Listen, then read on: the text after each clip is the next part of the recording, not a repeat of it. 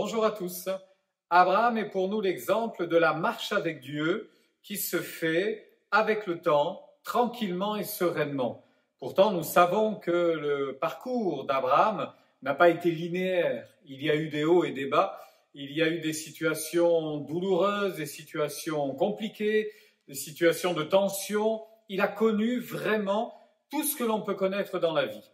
Je note que lorsque Dieu l'appelle, il a 75 ans.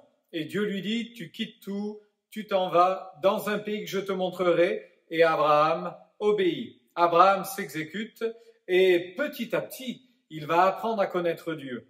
Bien souvent, il nous arrive de réaliser que pour faire confiance à quelqu'un, il faut bien le connaître. Et si nous ne le connaissons pas, nous avons du mal à lui faire confiance.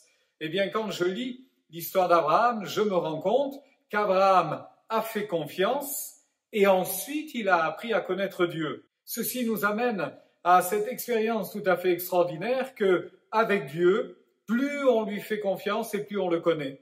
Plus on lui fait confiance, plus on marche avec lui, avec les années qui passent, et plus notre foi s'enracine et devient forte.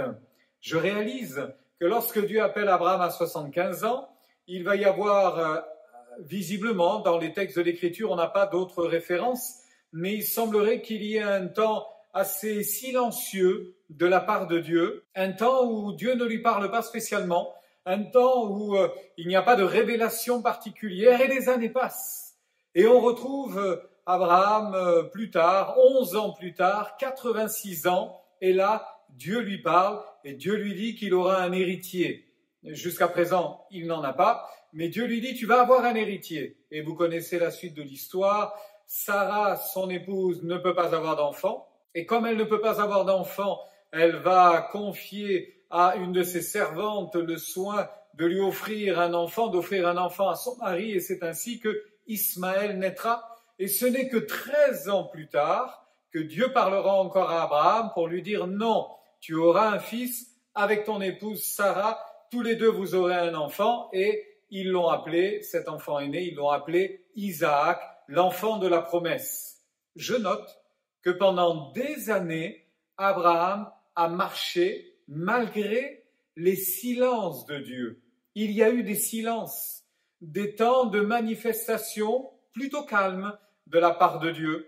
C'est-à-dire que Dieu ne se révélait pas, Dieu ne disait rien, mais Abraham a continué à marcher avec Dieu. Que ceci nous serve d'exemple.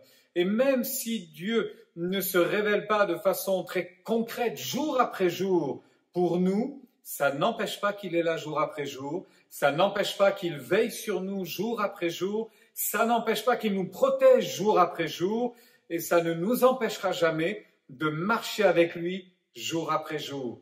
Même s'il n'y a pas de révélation constamment, chaque jour, chaque instant, ça ne doit pas m'empêcher de marcher avec Dieu et de lui faire confiance. Je vous souhaite de continuer votre marche avec Dieu, tranquillement, sereinement, paisiblement, qu'il vous parle, que son nom soit béni. Qu'il ne parle pas pendant un moment, que son nom soit béni également. De toutes les façons, la présence de Dieu est une réalité dans nos cœurs et dans nos vies. Nous voulons marcher sereinement, tranquillement, dans les pas de Dieu. Bonne journée bénie.